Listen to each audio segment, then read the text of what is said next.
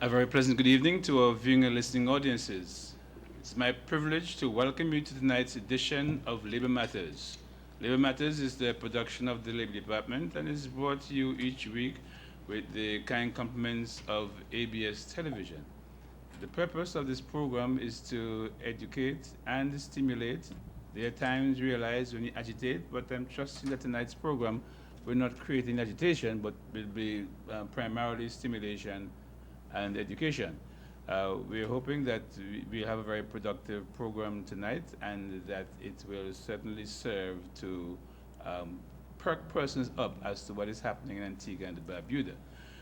Before we get into the program, though, I'd just like to welcome all persons who are viewing or listening to us, whether you are in Antigua and Barbuda, in any of the neighboring islands, or anywhere in the world on the World Wide Web who might be getting the stream that is taking this program to all corners of the world.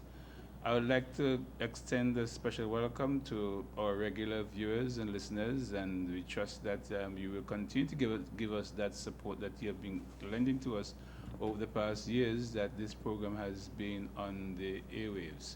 We want to let you know that we really appreciate your support and the kind remarks that you have passed to us as you meet us on the streets from time to time and let us know that you are, in fact, watching Labor Matters. One such person is a young lady by the name of Shanice Francis from Sweets who told me this week that she gets home from work late, but she ensures that she goes and watches Labor Matters every Thursday night. So good evening to you, Shanice, and I trust that you are watching at this time. I'd also like to extend special greetings to my cousin Jackie Baptist, who is visiting us here from New York. She is scheduled to fly out tomorrow. I want to wish her a safe flight. She might not be watching this. She might probably be watching some of the American channel, watching to see if the weather is right for travel tomorrow, because there might be some severe weather up that way. But we want to just wish her a safe flight as long as she gets on tomorrow night. And to all our regular viewers and listeners, a very special good night to you. Tonight we have a very special program. We're going to have a very special launch of a very important program to Antigua and Barbuda. For some time now, the Antigua and Barbuda government has been in negotiation with the World Bank to bring on stream in Antigua some social programs that will help to improve the lives of Antiguans and Barbudans. One such program is the temporary employment program and the training program, which will be on the auspices of the Labor Department. In recent times, you have been bombarded by lots of information concerning these programs, and tonight we are going to be having the launch of what is known as the Employers Skills Demand Survey, which you'll be hearing much about as we go through tonight's program. So what I suggest is that if you are an employee, call up your employer. It's very important that they are viewing this program. If you are an employer, call up your fellow colleagues and let them know that Labor Matters is on, and tonight Labor Matters deals with a topic that is directly in their backyard, and they need to ensure that they are aware. So take the next few minutes and do that as we continue with our introductions. Tonight we have on our panel Mr. Justine Pierre, who is the labor market consultant, who is now stationed within the Labor Department, whose responsibility it is to gather data to support this program. Mr. Justine Pierre has wide experience in consultancy as a labor market specialist, and he is the one who will primarily be launching this program tonight. Good evening, Mr. Pierre. Good afternoon. How are you today? I'm pretty good, and welcome back to Labor Matters. This is your second appearance, Yes. and I understand that you have made requests for several more appearances. Oh, yes, yes, yes. I trust that tonight's program will be one that will meet with the success that Yes. you are seeking to have it met with. And next to Mr. Pierre is Mr. Akers Stowe, who is the president of the Antigua and Barbuda Employers Federation. And Mr. Stowe is here primarily to demonstrate to employers in Antigua and Barbuda that need to get on board here. Good evening, Mr. Stowe. Good evening, Mr. Williams, and good evening to the listening public and viewing, indeed, public. and welcome back to Labor Matters tonight. Thank you. And we are having, joining us shortly, with Ms. Gina Charles, who is the technical coordinator within the Labor Department, and her responsibility is of significant importance to this program as well. And also later, Mr. Pascal Kentish, the Assistant Labor Commissioner within the Labor Department, will also, we expect also to be joining us as he comes and gives plays his role in this program. So we're going to just focus just a little bit on Ms. Gina Charles, who has stepped into her seat, and tell her good night, Ms. Charles. Good night. Let me say on behalf of Ms. Charles and even the others that it has been a very tiring day. And living all the way at Johnson's Point doesn't help. so, so welcome to you panelists as we begin to get this program going tonight. What I would just like, I would love to let Jeanette breeze off a little bit, but I don't think I can because we need to start from the top. And I'm going to just ask her, she has done it before during the course of this week, possibly last week when they're on the media blitz educating the public. Just give us a little bit of information about this World Bank project. Okay, good evening. The Public and Social Sector Transformation Project is a World Bank finance project that the government has proposed to address a number of issues within the public sector as well as within the social sector. There are 4 components. The first being public sector transformation, which we have talked about for a little while now in Antigua and Barbuda. The second is social sector transformation, and we're looking at those programs that benefit the more underserved communities here, persons with levels of disability, persons with very low income. We're also looking at labor market programs, specifically active labor market programs with an aim of increasing the employability of persons between the age of 17 and 50. In addition, the project assists in creating a project management unit with responsibility for general oversight of all of these projects. So in a nutshell, the Public and Social Sector Transformation Project spans from the public service to the social sector.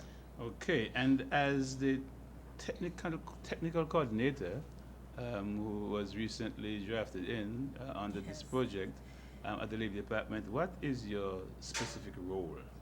My specific responsibility is for active labor market programs, and I have general responsibility for oversight, coordination with the various technical assistants that will come in the forms of consultants.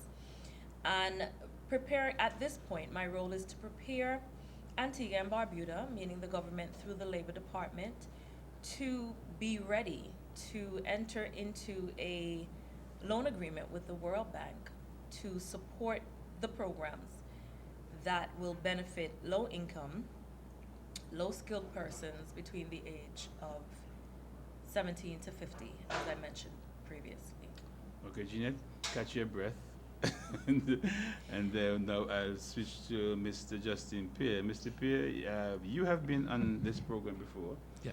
But, as time changes, so do the audience. And we just like you to let us know what is your role, your specific role in this active labor market program. Okay. Thank you very much. My role is to coordinate the survey.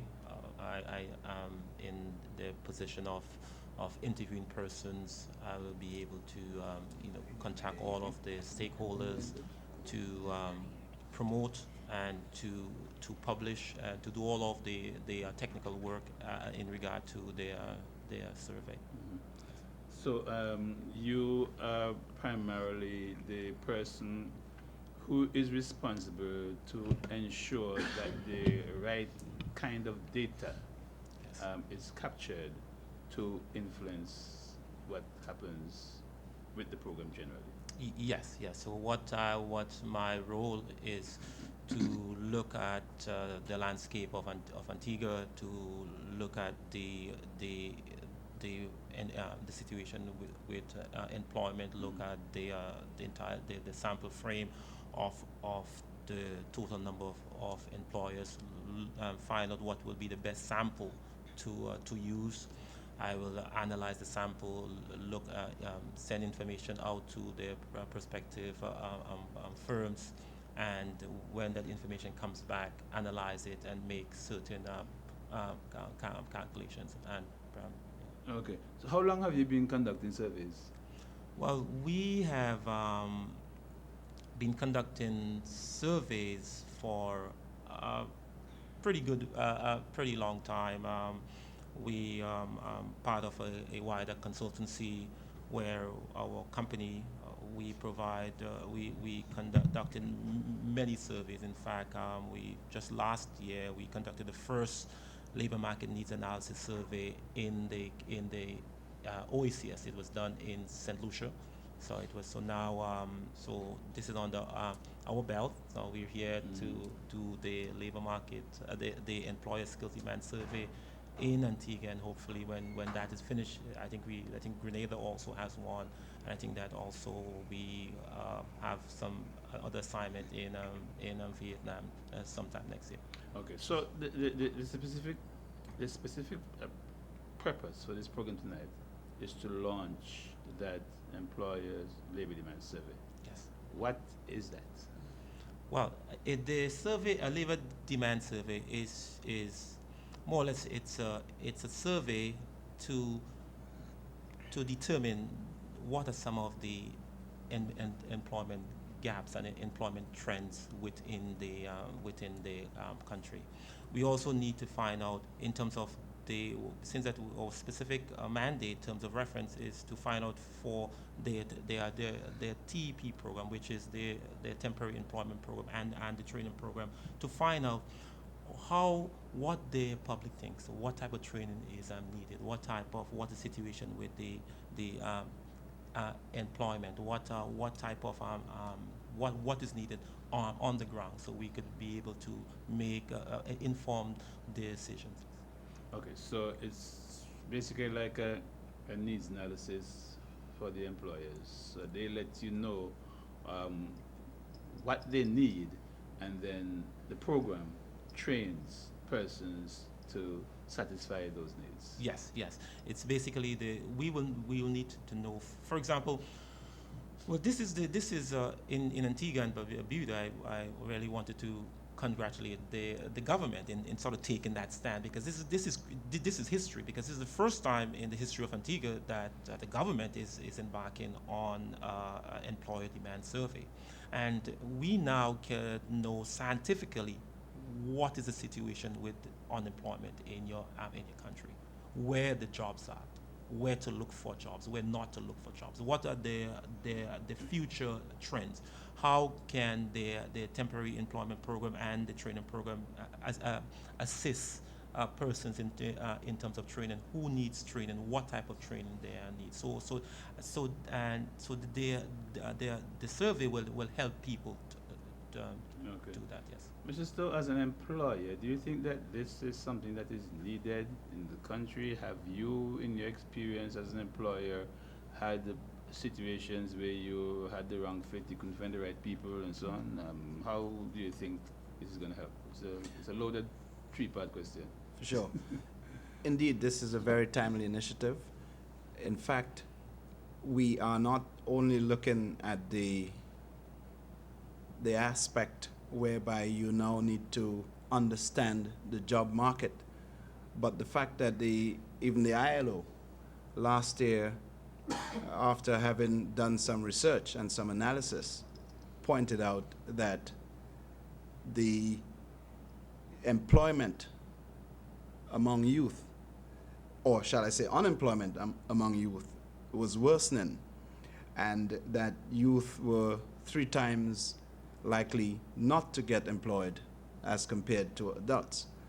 So what does that say? That says that we are going down the wrong road, because every year we have graduated hundreds of young men and women who eventually would be either unemployed or be engaged in activities that are probably not well desired.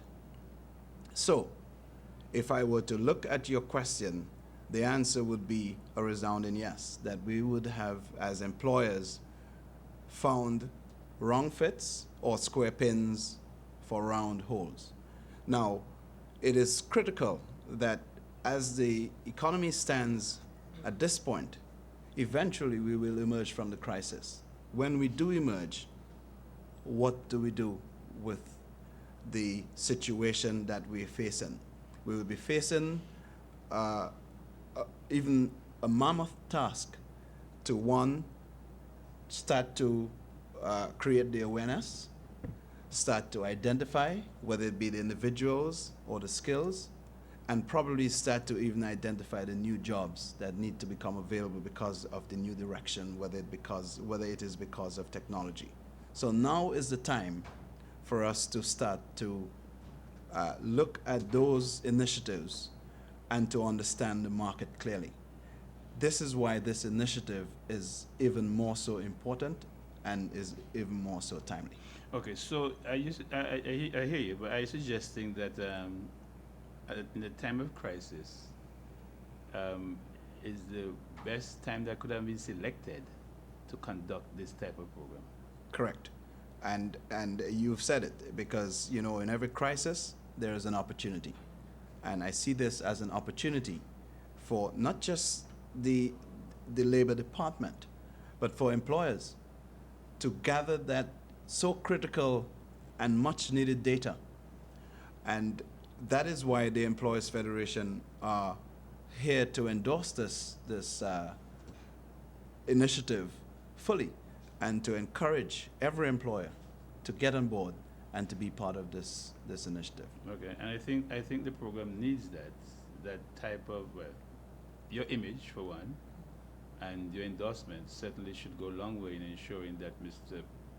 Pierre here has a smooth job going forward with his persons. Pierre,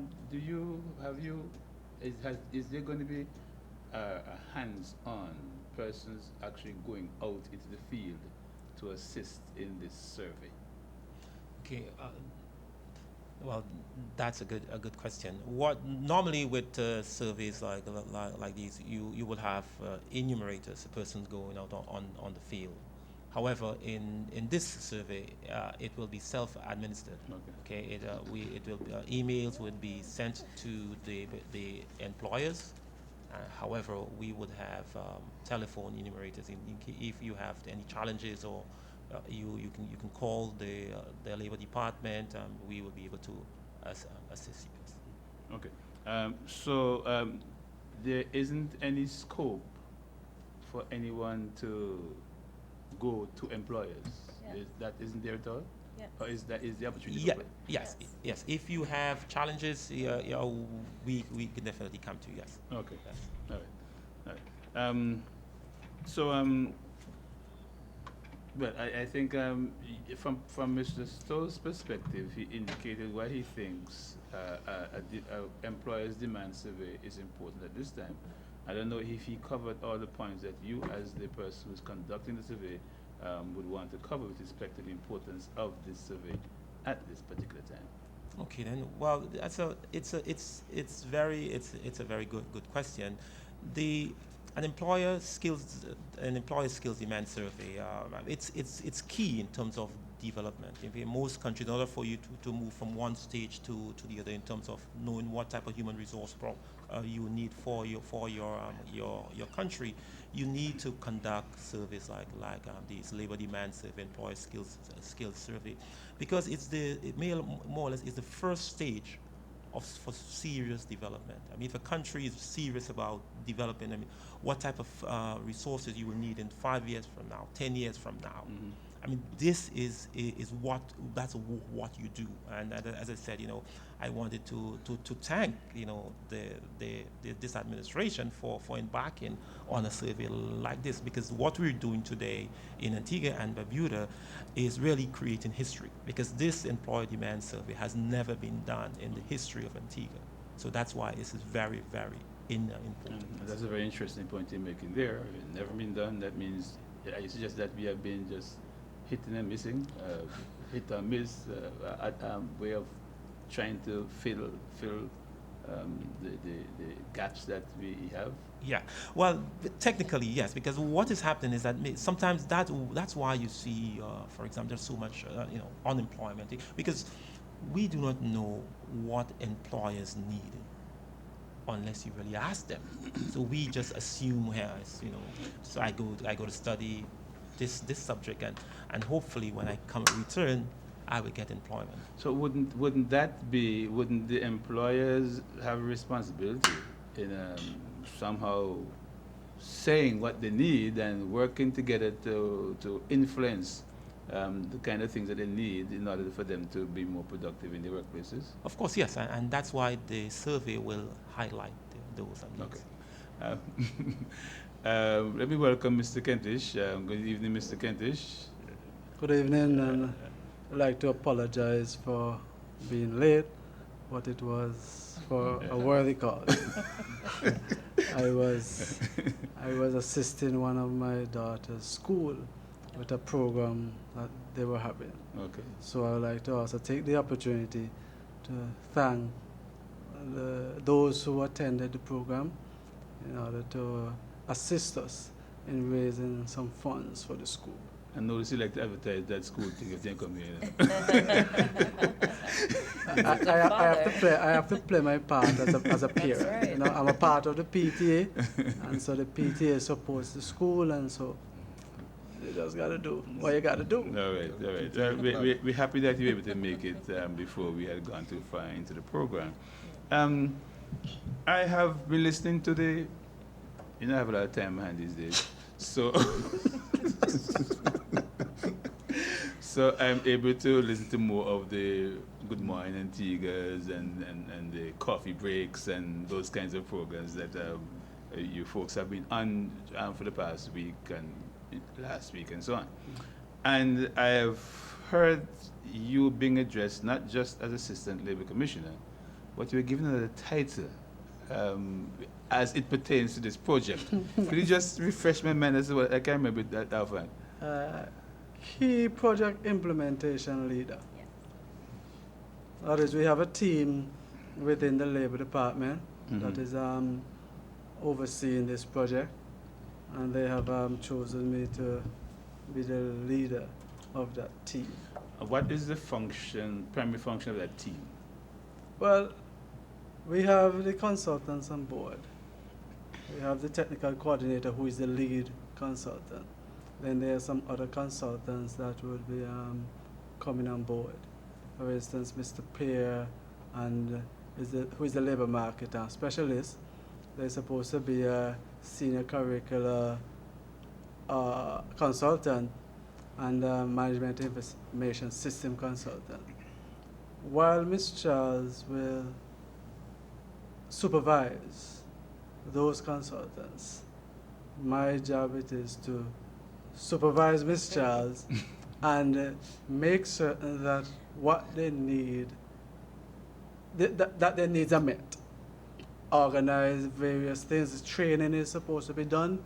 Make certain that the training venue is organized, Okay. and do any and everything to assist them in executing their work. Okay.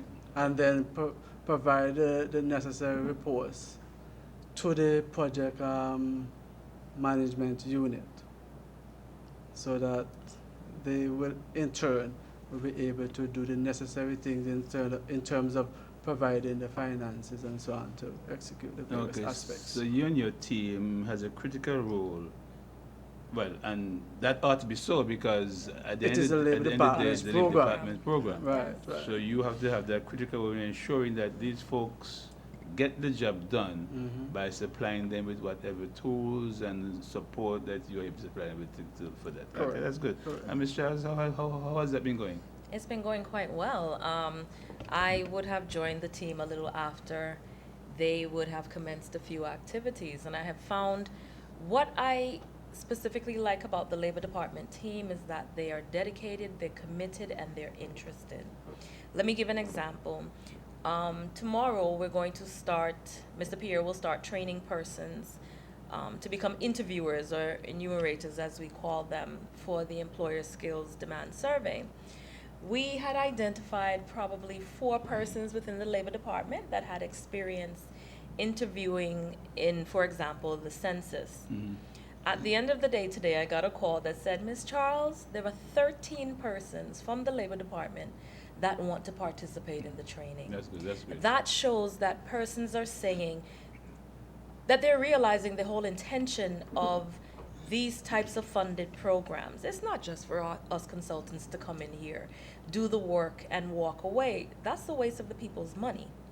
It's for the persons and the departments and the ministries that are being assisted to gain and increase their knowledge and their understanding of the various steps and activities and tasks that have to be taken in order for this process to continue. We should not find ourselves having to pull together external consultants outside of the Labor Department moving forward every time we need to conduct certain activities. So I am impressed by the Labor Department. I am honored to work with that team. And Mr. Kentish, he's a good guy. I know that for sure. Well, it's good to hear that you're getting that type of response Yes. from the team because that will definitely demonstrate a sense of ownership Yes. of the entire project, and certainly you have some measure of continuity Yes. going forward. Mr. Stowe, I know you have a whole lot to say tonight, no, but every now and then you have to come in and encourage the employers out there to. By all to be- means, by all means. Okay. Now let me just ask Mr. Pierre a question here. You have been in Antigua for about 4 to 6 weeks now, Yes, About- about 6 weeks, yes. and I want to suggest and believe that you have been as a astute person who has conducted many surveys. Yes. I know that people don't just conduct surveys on paper, but they conduct surveys with their eyes. They've been looking around and they have been observing and they have been asking questions here and there. What has been your observation with respect to employment in Antigua? Your findings. What have you, what you were able to show us? Those of us who have been here who might not think that what we are seeing there's anything wrong with it. You might have come in and as an outsider and as an expert as well would have identified some things. What is it that you might have identified? Well, thank you very much. It is very surprising. Is that what I'm seeing is that there are a lot of opportunities here, a lot of job opportunities in the country. Could you repeat that? I say that there are a lot of job opportunities as we speak today in Antigua and Barbuda. Okay. Antigua, yes. Go ahead. Well, I've been able to interview many persons. Actually, yesterday we were in the process of conducting a pilot. So we went to an establishment, and the person was saying when they filled out the form, he said, "Well, yes, sir. We had an opportunity, an opening almost a year now. It hasn't been filled." Well, So we are seeing that trend that there are jobs, okay, there are jobs, but persons are not sort of looking for, Is it does that come back to precisely what you are about to do or you're trying to find out? Is it that the jobs are available, but persons are not equipped to do the jobs? Yeah, I would say yes. A lot of jobs are available. Not only persons are not are ill-equipped, but also persons are looking for jobs in the wrong area. Okay, so the jobs that are available are not necessarily jobs that we're looking for Yes, because they might not be equipped for those jobs. yes, So if you're not equipped for a job, you won't go looking for it. exactly. Yes, you know. Or is that only equipped, you're not interested in that job? Or you're not aware Yes. that a job is available. We're, by saying that persons are not equipped, we're assuming that these jobs, that these tons of jobs that are available are actually made known to the general public and to persons that are searching for employment. I know that you all at the Labor Department may find, especially when you're looking at work permit applications, the chances that the positions were actually posted are slim to none.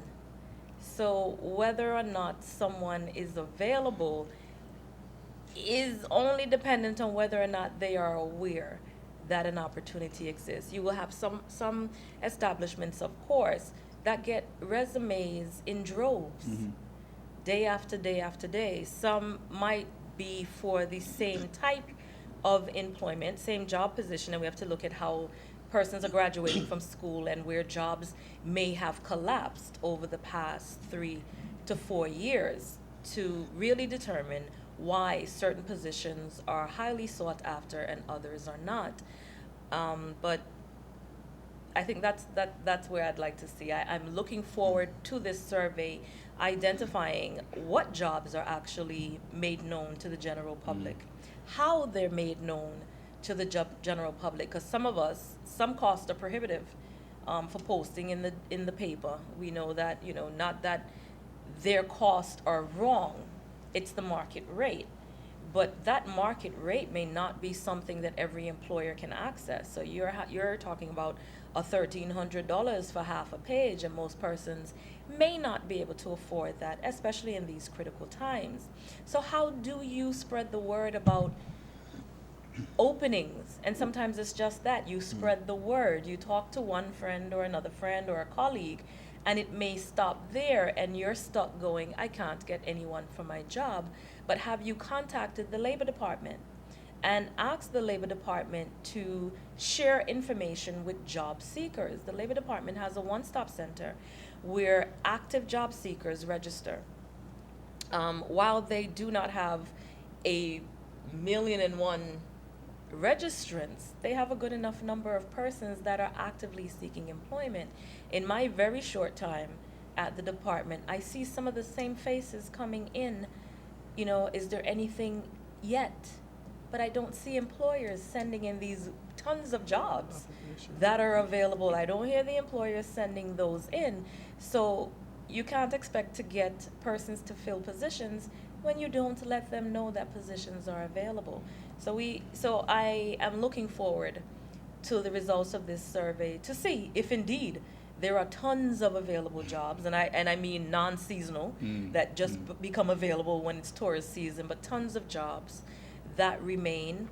Unfortunately, at this time, it's not a survey that also measures whether what the employer is putting forward as their qualifications and expectations are really what's necessary also, because we can't assume that every employer that posts a job, not discrediting their knowledge of what's necessary, but personally I've seen some postings go out that ask for certain levels of certification, and when you sit back and analyze it, you realize that it's a little off base from what the person is asking for, and they'll never get that job filled. Mr. Stowe, it is a good place to jump in there. Yeah, I agree with Jeanette, and I think also too, traditionally, we would have gone to the newspapers, we would have, as Jeanette suggested, made a phone call or get it from the grapevine. And probably once we have decided or we have found the impetus to have the job center type setting where you have the storefront, if you like, where someone could walk into an environment and look at several jobs being posted on the wall, or maybe on a computer, or maybe sit with an individual who is at a desk to discuss their skill sets and to get feedback. then we probably would have a different type of environment where individuals now can be best fits for certain jobs that are available. And of course, the availability then becomes even more known, because what is the largest question, or the biggest question that we would have to ask ourselves is, what constitutes availability? Is it that we have jobs that keep recurring in the same sort of class or in the same area? Is it that we have when I say class and area, I mean, for example, in the service industry. And is it a temporary job? Are they temporary jobs? Are they short-term jobs? Are we looking for long-term jobs? And again, we go back to the thought that no employment is long-term anymore, as it were. But at the same time, there are individuals who may be looking to be employed for 2-3 years, or there are individuals who are looking for career positions. And that is where I believe we need to have a structured approach. And I'm sure coming out of this new initiative, we'll start to get to that area where we now have, individuals are more comfortable with walking into an environment and asking the right questions, seeking the right answers for certain questions, and understanding what jobs they're looking for or what the requirements are for the jobs that they really want to be fitted in. Based on your experience, Mr. Stowe, as an employer and also as the head of the Employers Federation, and I'm sure you'd have been able to get feedback from your membership, do they have great difficulty in finding the right persons to fill vacancies? Yes, indeed. Great difficulty may not be the question or the answer, but there is some difficulty in filling a lot of positions, and for various reasons. Because again, it could be that the individuals who have the skills may find that they may be underemployed if they were to take those positions. It could also be that where they're coming from, the change or the configuration of the job may not necessarily be what they want to do, because again, the job description dictates the job that you're going to do. Now, if you have done that job before with a different job title but a similar position, then you may not necessarily be inclined to do it because of the remuneration package that it would attract at this particular point in time. However, depending on your circumstances, then you are compelled to take that job because you have no choice but to do so. So again, the new approach, which is that of the survey, would get to the bottom of all those issues and provide the necessary data that would, I believe, fix those little challenges going forward. Okay, and Jeanette, I see your mouth moving up there when Mr. Stowe was making an earlier point. Do you still have that thought in you? Probably not. Okay, just like to remind our viewers and listeners that you are watching Labor Matters, and tonight we are going to be launching what is known as the Employer Skills Demand Survey, which is a survey which will support the programs that you have been hearing about all week, the training program and the temporary employment program that are on the auspices of the Labor Department and being funded by the World Bank. On the panel tonight is Mr. Justine Pierre, who is the labor market consultant in the Labor Department, Mr. Akers Stowe, the president of the Employers Federation, Mrs. Jeanette Charles, who is a technical coordinator at the Labor Department, and Mr. Pascal Kentish, who I now learn is the key project implementation leader. That's a powerful title. Okay, so Mr. Kentish, we have not heard much from you. I know tonight is not your night. Tonight is really Mr. Pierre's night. But I would just like you to just give us a brief overview of what this is and how is the temporary employment program and the training program, how are they going to work? Um, well, let me start with the temporary employment program.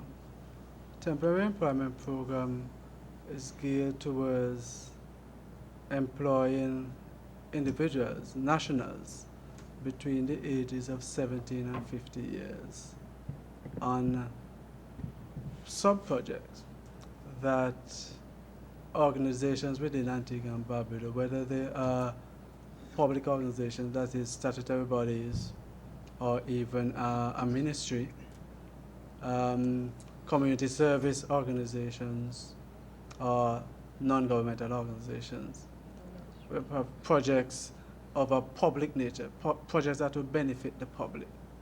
And we will hire individuals to execute these projects.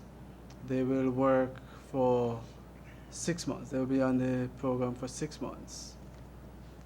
They will work 5 hours a day, 4 days a week. On the 5th day, they will undergo some life skills training. They will be paid, and all the strappings that go with employment will apply to them. That is, the deductions to the various statutory bodies will be made from their wages. The one-stop job center will serve as the entry point for these beneficiaries. So they will make their applications to the program through the one-stop job center. The one-stop job center will do the filtering of the beneficiaries to see whether they will go into the temporary employment program or the training program. Mm-hmm. So there's some work to be done with respect to the one-stop job center to get it up to par. You mentioned that there are some entities that you are going to be looking at to assist with these sub-projects. Mm-hmm. Firstly, have these entities been identified, and if so, has any of those entities as yet committed themselves to partnering with the project? We have had preliminary discussion before the consultants came on board, because this project has been in the planning stage for a few years now, since about 2010. And so the Labor Department from the inception has been meeting with various organizations to find out whether they would be interested in such a program. That work is to continue. I think that is the remit of the technical coordinator. So the technical coordinator will now have to follow up on those initial work that the Labor Department's team did over the last few months. What has been interest so far? Well, so far the interest has been good from some of the organizations that we have approached. We spoke with an entity like St. John's Development Corporation, the Board of Education, National Parks. We had some discussions, I think, with Lions and some of the other community service organizations. We've had a discussion. They show some interest, but it's now to get down to the details of what it entails, because we would have to now do some training with these organizations to show them how to prepare the proposal for sub-projects. And they have to also show that they have the ability financially to execute these projects. The project will assist with some financing, but they have to provide the greater amount of funding to execute the projects. Okay, and how soon do you expect things to roll out? For example, how soon do you expect the first group of temporary employees to be on the job? Well, that depends upon the signing off of the loan agreement between the government and the World Bank. Okay. And so when that is done, then we move into now advertising, because we are still in the preparatory stage of the project. We're getting all the mechanisms in place for the project to flow and flow smoothly. For instance, there's supposed to be an operations manual. This again is the remit of the technical coordinator. And so she's now currently working on that operations manual. And so that operations manual will set out how things would go. And so that is, once that is in place, then we're able now to advertise and ask persons to come in and register with us. In terms of the one-stop job center, the setting up and properly organizing that, the monies for that are under the project itself, not under the project preparation advance. So that you have to wait and So we have to wait until that is done Signed to off start on working it. on it. But the preliminary work for the operation of the one-stop job center is in progress right now. Okay. Because and you're going to hear me refer to the technical coordinator a lot, because a lot of these things are her charge. In terms of reviewing the current one-stop job center that we have, and to make recommendations for its improvement and proper operation. Okay. If you have time, I'm going to go to Justine because he's just getting a little fidgety. He wants to get to his Yeah. question.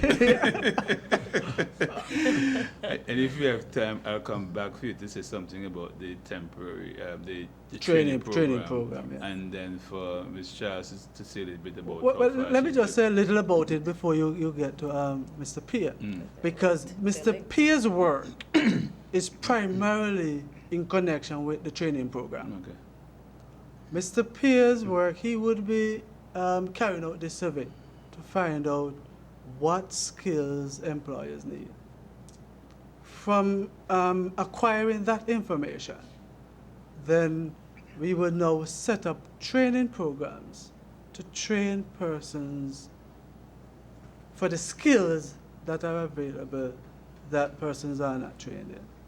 And so it is the greater part of Mr. Pierre's work is the training program, because it's targeted training.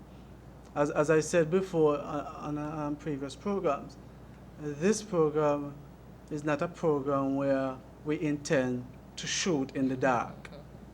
We intend to be guided by information and statistics.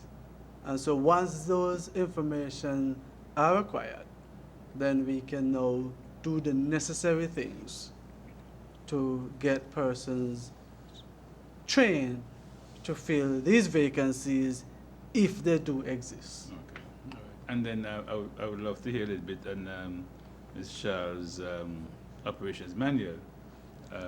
But I'll let Justine sort of take over now. How difficult is this survey? Is it user-friendly? Would employers look at it and just put it aside and not fill it? How user-friendly is it? Well, I think that I believe that the results coming in from the pilot seemed that it is very easy to fill out. Okay. On average, it would take about 20 minutes to about 35 minutes, minimum, to fill out. Mm-hmm. We had certain employers fill it out in like 15 minutes. Some fill it out in 25 minutes. Some fill it in 20 minutes. But we believe that between 20 and let's say 35, it's an average time. It's yeah. Okay. And I take it that there is also going to be a sample of employers that will be chosen for this survey. Yes. Yes. What is the scope of your sample? Is it going to cover a variety of establishments? Are all the establishments going to be in St. John's, or there's some in the rural areas?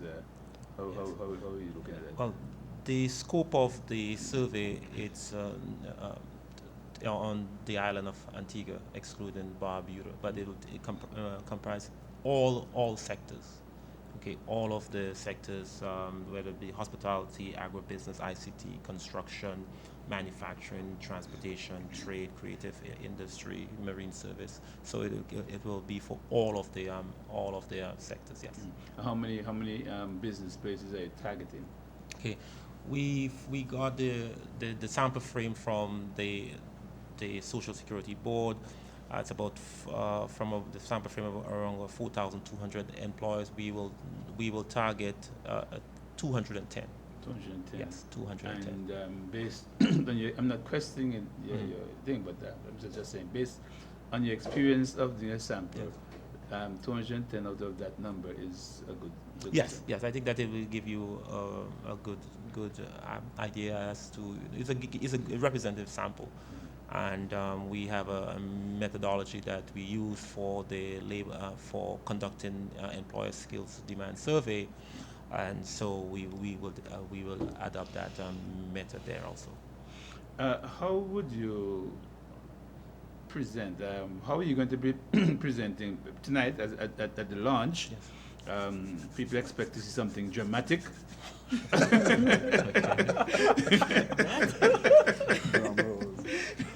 Yes, I think that we, as I said, we are creating history because, as I said, it's the first time. It's the first time it is done in Antigua and Barbuda, the Employer Skills Demand Survey, and there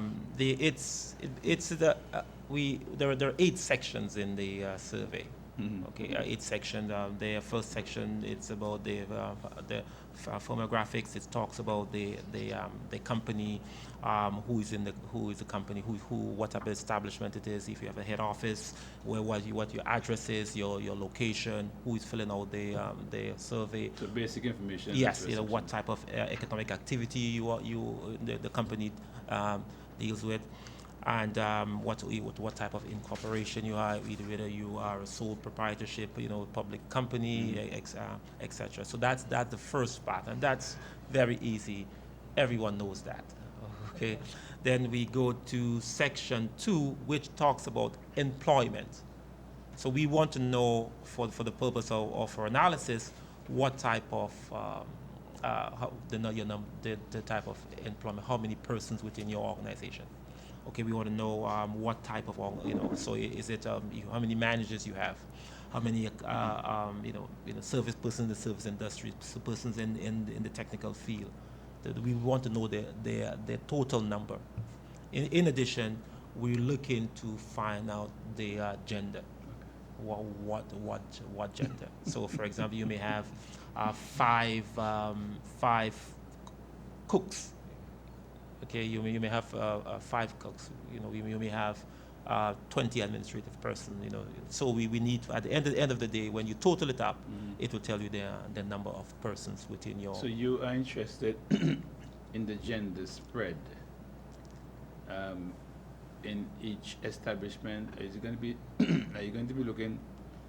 First of all, is the gender going to be an issue with respect to this survey? Because I don't see gender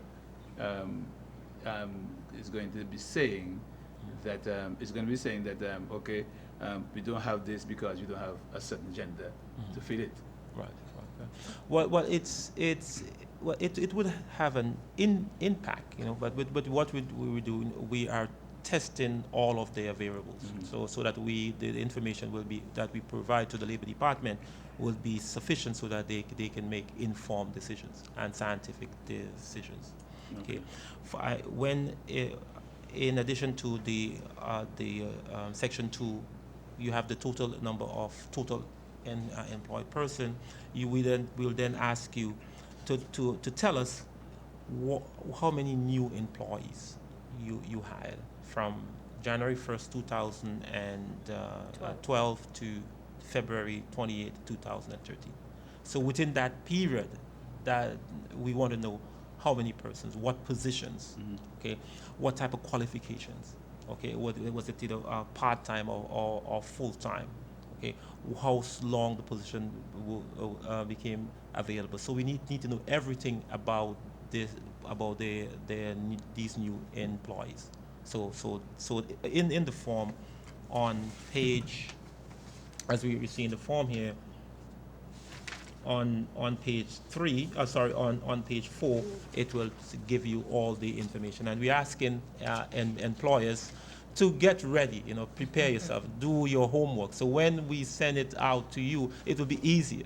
So you're just prepping them now? Yes, we are prepping them now. So we want to know, for example, the nature of employment. This will tell you all of the new employees in Section 2. Okay. In Section 3, now it will tell you about vacancies. Okay. So we need to know in Section 3 what type of vacancies you have within your organization. Okay. We need to know the nature of their opening. We need to know how many vacancies you have within your organization. We want to know what are some of the minimum qualifications for their vacancies. We want to also know what type of certification is required. We also would like to know the nature of employment. Okay, if is a vacancy a permanent employment, temporary employment? So we need to know we need to get as much information as possible, and also we want to know what time the position became available.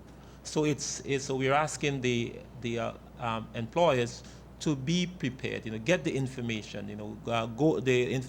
This information. The questionnaire will be on the government's website. It's not there yet. No. No, but it will be on the government website. So at least you can go on that and at least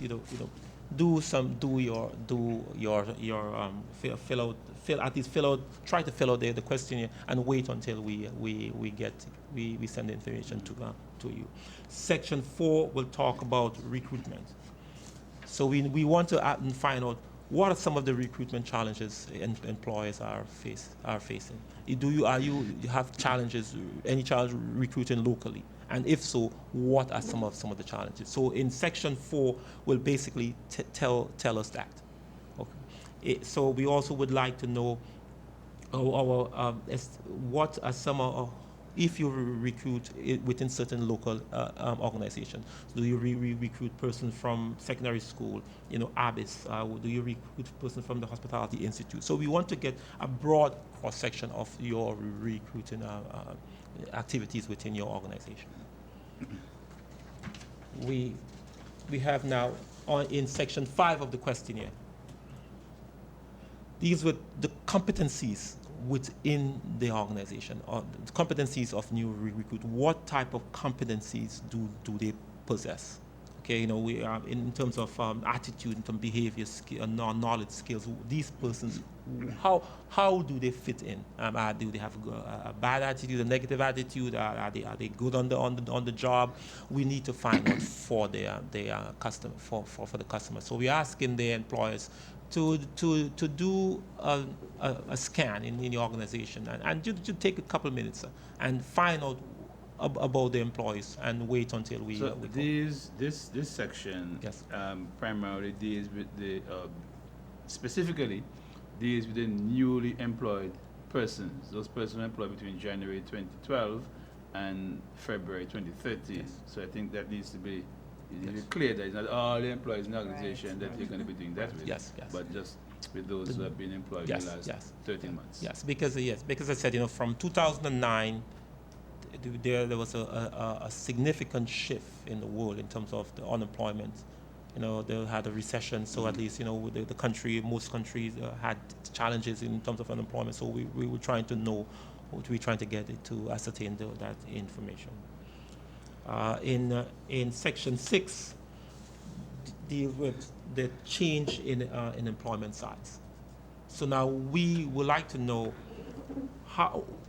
if there was an increase or decrease in your employment size over the past from 2009. There are things getting better, things remain the same in your organization. We just want to get an idea of what is. I think that is a good that's a great question to ask, so that we can get a sense of what is really happening in the economy. Yes.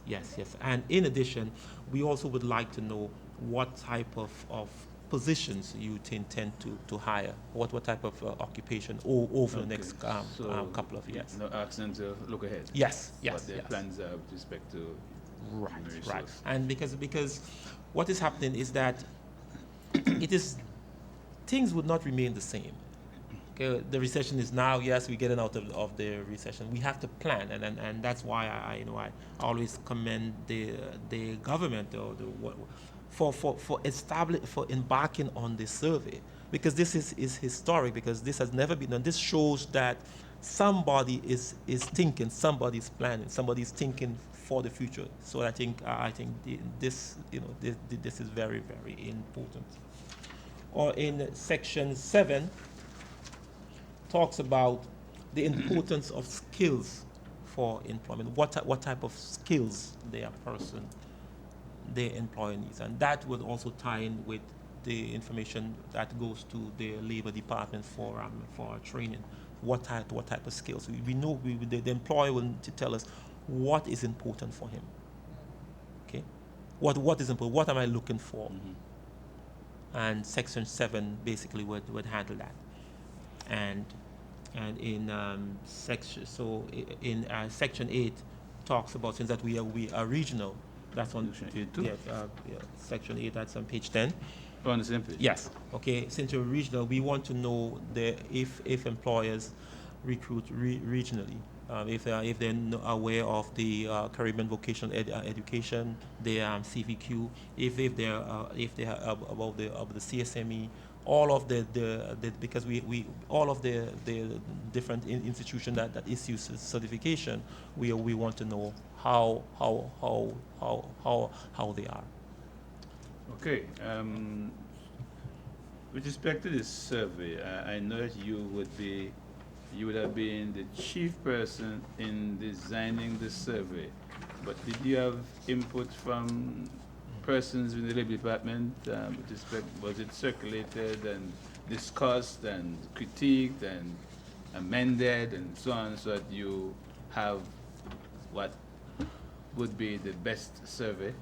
Well, yes, I think it was a very, very rigorous process. I think that we were agitated a lot. Okay. I think that Miss Charles is a very good team leader, together with Dr. Gail Archibald and Mr. Kentish. I think it's a team effort. Okay, we looked at the long-term, the objective of our terms of reference, what we want, what we're looking for, and collectively we were able to come out with an instrument which we think is robust enough that we're able to get the information that we want.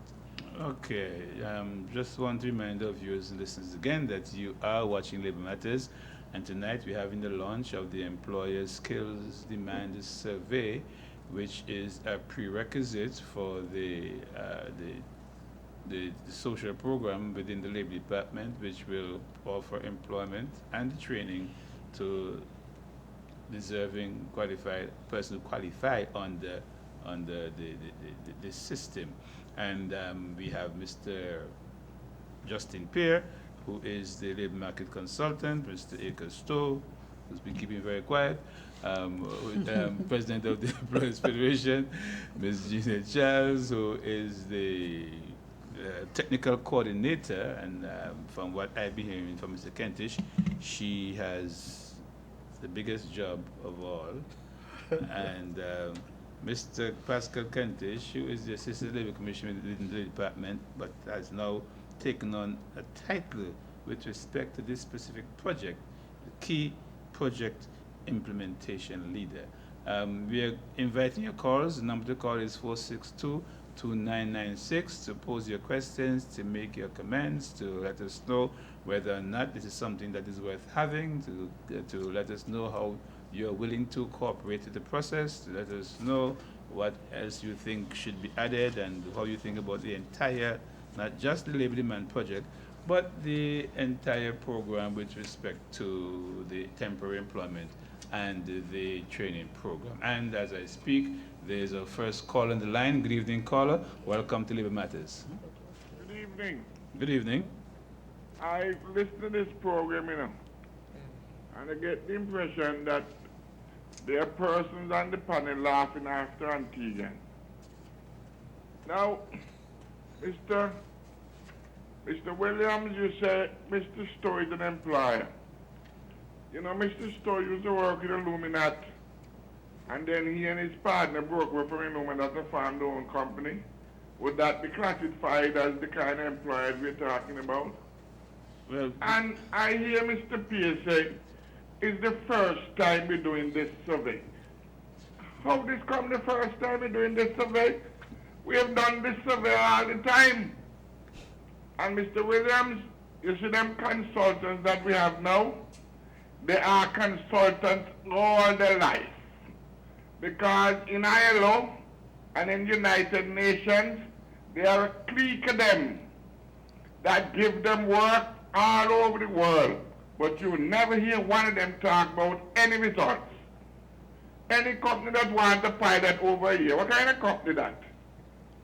Any company that wants to pilot, look, and you see what he's doing there? His Antigua people have to pay for that, you know. That is part of the loan. We have to pay for everything they are masquerading as in doing. And Mr. Williams, none of them. Mr. Pierre not better than you. The lady not better than Kentish. It's because they come with these flying colors and fool Antiguans all the time. But they can't fool me. I've been around ILO. I've been around all the time. And I see them come as consultants. Ask him how long he's a consultant. And that should tell you the kind of persons they are. Have a good day and top fool Antigua people. Thank you for your call, caller. Thank you very much. Let us just proceed along our path, having heard that comment from that caller. The labor employer demand, the employer skills demand survey. How long is it expected to last? Okay, we are planning to launch it. The duration of the survey will be for 21 days. 21 days. Yes. Okay. So from the 21st of March to the 10th of April. So we are asking employers to submit all or to return all of the information to us by at least the 9th of April. So you're counting today as one of the days? Well, yes. But we are planning to finish, get all the information, because it takes about 20 minutes, between 20 minutes and half an hour to fill out the survey. So I mean, we think that hopefully we will be able to get a good rate of return. Okay, so what are the sources to which this survey will be made available to these 200 employers? 210, yes. What we will contact them via email. Okay, we'll send the survey out to them. They will fill out the email, fill it out, and return it to us. So you have already identified the 200 employees that you're going to we have an idea, yes. Who are we? Yes. Okay, having identified them, you would have gotten the information, so you'll be easily able to put the information out. Yes. Okay, let's go back to the phone lines. Good evening, caller. You're on Labor Matters. Hi, good evening. Good evening. Good evening. I want to make a few observations, and I want to first ask some questions. Go ahead. Listening to the panel tonight, I just want to clarify that I've heard them correctly. What y'all are basically saying is that Antiguan workers are so expensive that the government of Antigua has to be going to the World Bank to subsidize the cost of labor and to assist businesses in Antigua to hire workers and to pay them. It seems that is what you're saying to me. Well, I guess since that is what is happening in this case, and we as a people will have to eventually repay that loan,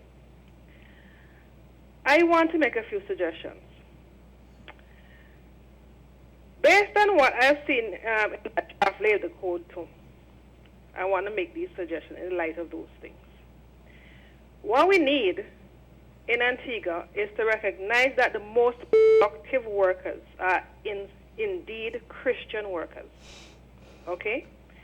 Because of that, we have to be training our young people and our workers among ethical lines so that they recognize that when they are hired, they give a fair day's work for fair day's pay. Since they're the most productive, their work will have a multiplying effect so that others will have jobs becoming available to them along the line and as time passes. All right? If that does not happen, what you're going to have occurring is that people will be put in positions where they are unsuitable and will be unproductive in those positions. And because they're unproductive in those positions, they will have to find other ways of making themselves, how can you see, eligible for the jobs. So instead, you will find that they will, for example, go with managers, have children, etc. jobs to basically account for their productivity. All right, they will act basically in sinful manners. What I want to indicate to you all is that in these days and in these times, we cannot afford for these kind of things to happen. We must make sure our workforce is an ethical, Christian, trained workforce. On the other side, too, it happens with the managers. Within the top echelons of the organization, we must also have people who are ethical and productive. Hence, you want to put in your Christian workers in there, too. Otherwise, you're going to have, instead of productivity, you're going to have reduced work productivity, and hence your workers who suffer will suffer under the managers who are hired. Thank you very much. Okay, caller, thank you for your contribution. Jeanette, you look anxious to respond to that caller. Just responding in terms of whether or not Antiguan labor is so expensive that we have to take a loan to supplement jobs. And for persons to be clear, these projects, the temporary employment and the training program, are part of what's termed internationally as active labor market programs. These are programs such as temporary employment, training program, where persons actively engage in economic activity and develop work experience, participate and gain work experience and develop skills. They happen mostly during times of crisis, where you would see these types of programs increasing in the numbers that are available, because that is the time when you need to prepare for coming out of the crisis. One, you need to support the decrease in economic activity that has happened without creating a welfare state. So the government of Antigua and Barbuda would not be comfortable with handing out checks for able-bodied persons that we are going to need to support the economy through mixing their labor in times to come. So this is in no way a replacement or a supplement to an employer. Let's please understand that we are not giving people jobs, we're giving persons an experience, the opportunity to become more employable. So temporary employment is just that. This is not a program where any employer gets supplemented. In no way, shape, or form can the beneficiaries of this program, meaning persons that are on a temporary employment program, work continuously. It is for 6 months and 6 months only. Within that 6 months, they would have participated in new activities within within Antigua and Barbuda through local organizations, meaning statutory bodies or non-profit organizations that specifically design projects for this program. So for example, I like to give the big church example. Two situations. If for example, my church, St. Joseph's Anglican, is in need of a roof, is in need of a new roof, and we really are in need of a new roof, they cannot call the project and say, I'm going to put in a proposal. They can, but it would not be accepted. To put in a proposal that says, we want to fix our roof so our parishioners can come and feel comfortable because, you know, we're all that matters. That is not acceptable. However, if Big Church, as we know it as, which is a historic site, is renovating and they choose to put in a wheelchair accessible ramp that will increase opportunity and availability to national citizens, residents, and visitors of Antigua and Barbuda to come to this historic site, then they could submit a proposal under the temporary employment project. This could not be, though, that big church would have started a project, realized that they need 15 workers, decided, well, we're not going to pay 15 persons, we're just going to hire 2, and we'll get the balance from the temporary employment. That is not the way it works. This project in no way displaces workers. It does not intend to discourage employers from continuing to hire persons for long-term employment. It is exactly what we say it is. It is a work experience for low-income, low-skilled persons who, when the crisis lifts, must start gaining at this time an ability to compete and to participate in economic activity. We expect that to be full-time, meaningful employment, or some level of self-employment, starting your own small business or something of that nature. Secondly, the training program, also a 6-month cycle, is for the same category of persons, but for those with a greater level of skill. Again, not displacing anyone or supplementing any employer because they cannot pay and our wages are so high. It has nothing to do with the wages in Antigua and Barbuda. It is an immediate response to an economic crisis that is proven and tested throughout the world. And why not Antigua? To prepare our own people to be ready to compete when we get back on our feet. Okay, and you want to come in, Mr. Pierre, but begin the lines, keep your thoughts until we get there. Good evening, caller. You on Labor Matters? Hello, good evening. Good evening, sir. Very pleasant good evening to you all. Good evening. Good evening. And I do affirm what the previous input was, the concerns. I don't know why we keep on niching these type of programs that eventually, because money are around, we're happy to niche programs that nobody benefits. No persons who should be in the frame of which we're talking about do benefit.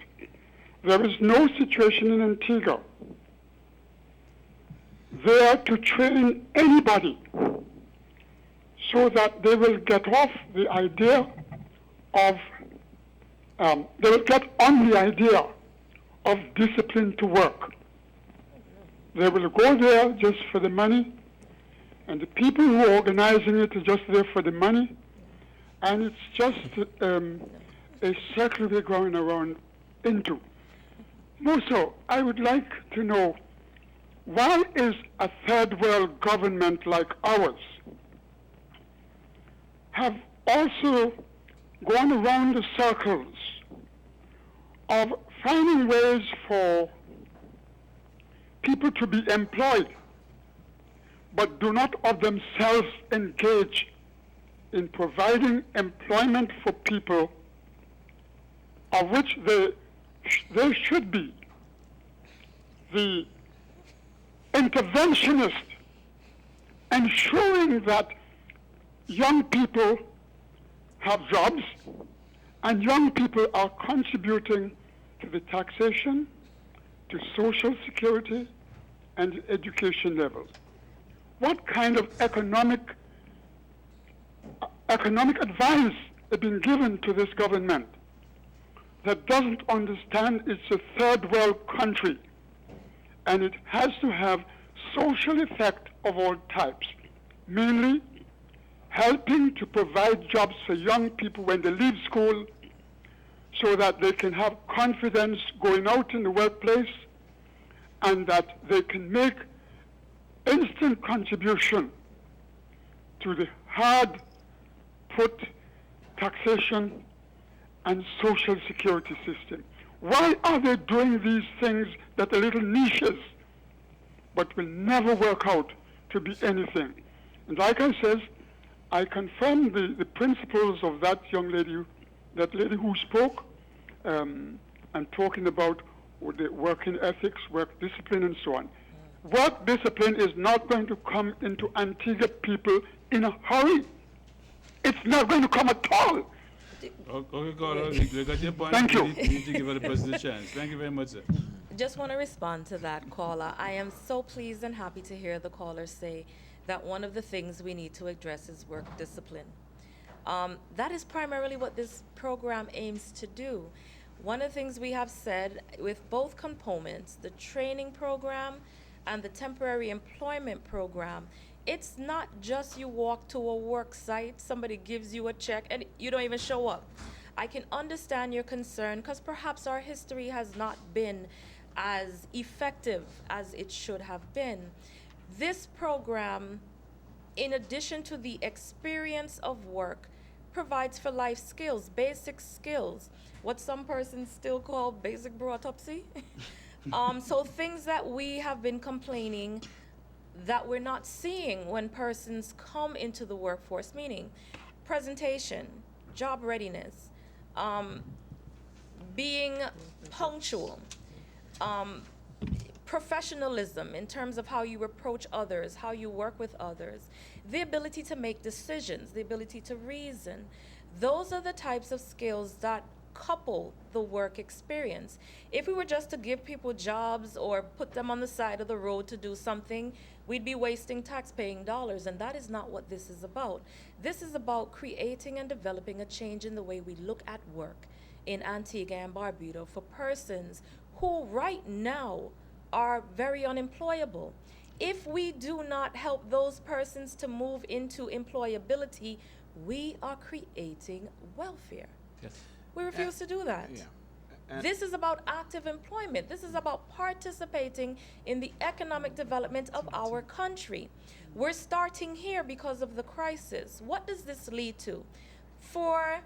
And I heard Mr. Rose say, oh, we've been doing these surveys for so long. I'd love to see the documentation because for some reason they seem to have gotten lost. I'm not doubting you, but no one seems to know where to find them.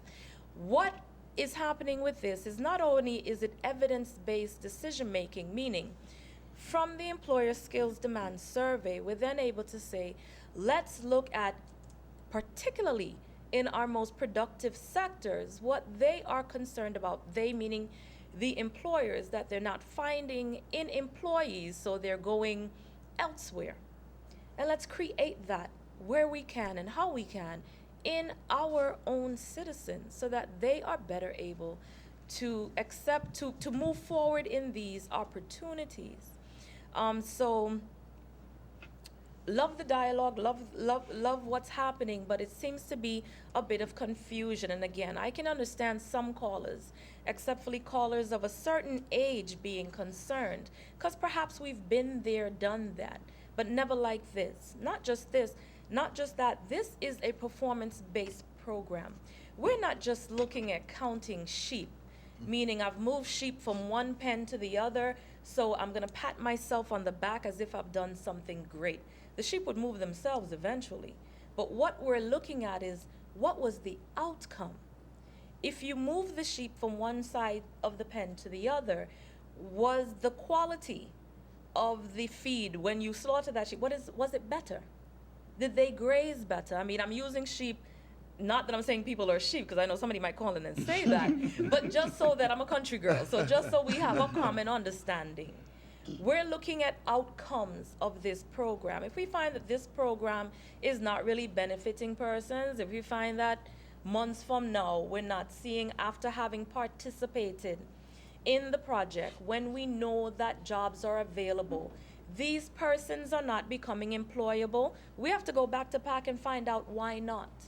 So we're not just looking at output, we're looking at the outcome. Did this make a meaningful difference in the employability of low-income, low-skilled persons between the ages of 17 to 50? So I hope everyone understands that. Okay, we are rapidly running out of time. We're taking our last call. Good evening, caller. Your Living Matters. Good evening, caller. Yep. Yes? Very quickly. It's unfortunate to be hearing this negative reaction. Nonetheless, I think all the ideas will converge. I am suggesting that we restyle that thing instead of calling it temporary employment, or clearly state what is the objective. Work to create work experience, to create work experience. What I'm concerned about is we have had those things already. The question of sustainability in terms of what happens after the training. Surely, the example which was used, say, with the Anglican Church, I think the project should, coming from the World Bank, should have a component which would support employment. It's not a matter that we have to ask World Bank to assist us in paying our laborers. But the point is that that example, the Anglican Church definitely would not be able to do that. But on a more general scale, it is very unfortunate that we are doing these things in a very piecemeal fashion. What we really want is a manpower survey, which will deal with the whole question of the human resources and how we use it. For example, and also it's coming in a situation piecemeal again. We do not know the level of unemployment and the skills availability. The other thing is that it seems as though we are seeking to get information from employers. But what about finding out what is coming out of the school, the level of training and things like that? You might wish in the end to adjust the survey to find out the level of training, the kind of skills which are coming out of the schools. But basically, I think the program is a very useful program, and we might wish to consider dropping this title, temporary employment, or fully explain what it is all about. That is to provide work experience and ensure that when that is done, that training is sustainable, not just, and that would be my contribution, taking into account the level of time available. Thank you very That's much, caller. actually an And excellent point. The program itself, temporary employment and training program, are international terms. The name of this program is the Antigua and Barbuda Skills Training and Empowerment Program. I'm sorry, it's the Antigua and Barbuda Skills Training and Empowerment Program. Because we have not signed off on the agreement with the World Bank at this point, the project is still referred to in the general terms, temporary employment and training program. But we will promote it as the Antigua and Barbuda Skills Training and Empowerment Program once approval is gained. Thank you for your comments. ladies and gentlemen, we're gonna have to come back. We're totally out of time now, and I see Alex waiting patiently to give his 10 o'clock news. So just give some very brief closing remarks. I'll start Mr. Kentish. Very brief. Yeah, I would like to encourage the employers to participate in this survey to help inform us as to what direction we need to go with respect to employees training in Antigua and Barbuda. Thank you, Mr. Kentish. I think Jeanette already gave a closing remark. So let's go to Mrs. Stowe. Again, the Employers Federation totally embraces this initiative, and we wish to encourage all employers to be a major part of this initiative. And again, it is for the fact that we are going to get empirical data that will help us in our decision-making process.